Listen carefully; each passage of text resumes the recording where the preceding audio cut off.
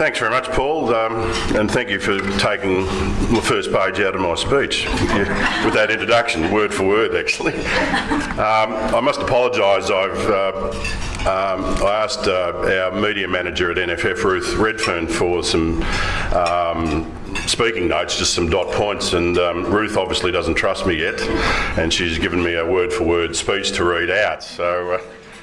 Forgive me if I am looking down a fair bit, but I'll try to be as informal as possible. But yeah, hopefully I'll gain the trust and confidence of our staff as we go along. So first of all, thank you very much for the honour of the invitation to address you today at this luncheon, and thank you, Paul, as Farm Riders President, for the invitation and asking me to talk about my role as President of the National Farmers Federation and the implications of the recent federal budget for farmers and agribusiness, and also obviously the impending federal election. I'd also like to thank the Royal Actor Society of New South Wales very much, who are sponsoring today's lunch. And I've already butted Jodie up about her vote of thanks to be kind to me. So this is the third time in a week I've seen Jodie at various things, so she's getting sick and tired of me. So, as Paul mentioned, some of you may be surprised to see me standing up here instead of Jock Laurie, but I think you're all aware of what happened, and it's 7 or 8 weeks now since Jock stepped aside to in an effort to pursue a career in politics, and I won't go into that. But needless to say, I think it's a very big loss to agricultural advocacy to lose someone like Jock out of this arena, and I know he didn't take the decision lightly, and equally I think he'll be a loss to politics in general too. As you're aware, he wasn't successful in gaining pre-selection. So it's been a very interesting 8 weeks, as Paul outlined, and as I said, I can cross that bit off. But we've had the federal budget, we've had the launch of the National Food Plan just last week, we've had the National Drought Reform policy announced. The National Farmers Federation has progressed our trade agenda, and I was just on a teleconference of our trade committee. We're getting a briefing from a recent TPP, Trans-Pacific Partnership negotiations in Lima, Peru. And obviously big implications with Japan now agreeing to join the TPP. And it's interesting, in Japan when we were there, it was front page headlines about Japan joining the TPP and the implications. And there were demonstrations in the streets against the Prime Minister of Japan, because he was the one who brought them in. From the agricultural sector. So, but I'd say you could go out on the streets here in Sydney and Melbourne and ask people what TPP is, and they'd probably think it's another insurance company or whatever. But it's something that's going to define our trade agenda over the next couple of years for sure. And obviously we've also been driving our blueprint for Australian agriculture, and last week many of you were actually at our forum in Canberra where we progressed the 7 themes identified in the blueprint. I'll talk a little bit about it later, and I've got several copies of the summary if anyone would like to grab one. Equally, you can go onto our webpage and download it.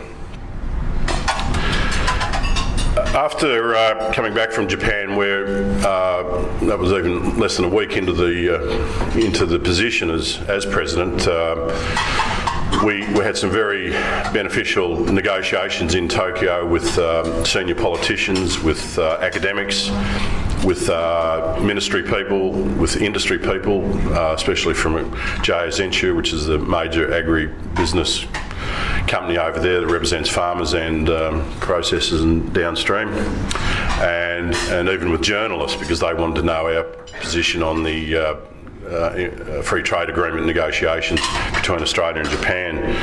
So it was very full on, and then we had a meeting of the World Farmer Organisation, which Australia has joined, and Jock was actually on the board of the WFO.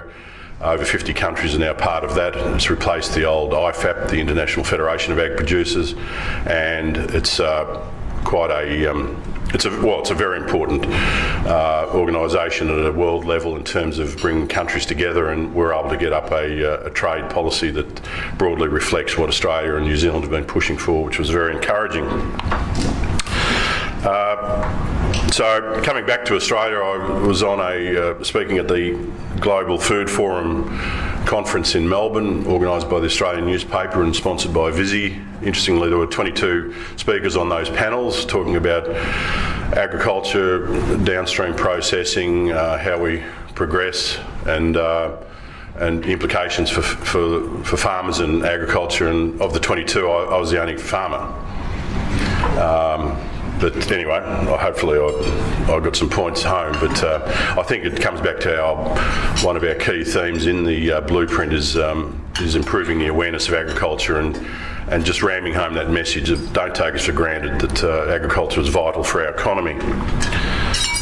Now, as Paul also mentioned, I am a farmer near Hay in western New South Wales, and one thing that always perplexes me when I speak to people from industry or bureaucrats or whatever is they say now, whereabouts in Canberra are you? Where do you work and where do you live? And I said, no, I'm out at Hay. I'm a farmer, and it doesn't. They just twigged then that I'm actually not employed by NFF. I'm elected to the position, but the fact is that I'm still operating a farm. So hopefully, haven't lost touch with what's going on the farm. Then the next question invariably is how many workmen do you employ? And I said, well, I've got 2 very good dogs. I've got casual labour and a contractor. And but please don't tell the Australian Workers Union about the dogs, because I know they're seeking to represent sheepdogs in their as union the union should be representing sheepdogs. So I just hope they don't tell my 2 dogs about that. They'll be after an extra can of dog food at night, I think. So what's interesting is coming into this as a Vice President is actually in the first time in 34 years of the NFF, a Vice President has actually stepped into or come into the role of President. So I suppose I've got that first next to my name there.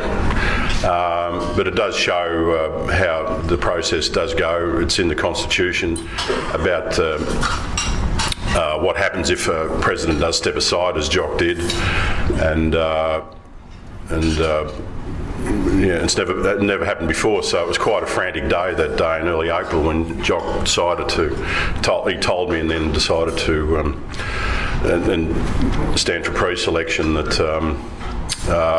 there was a lot of perusing through our constitution to make sure we had it right. So, and this is what happened.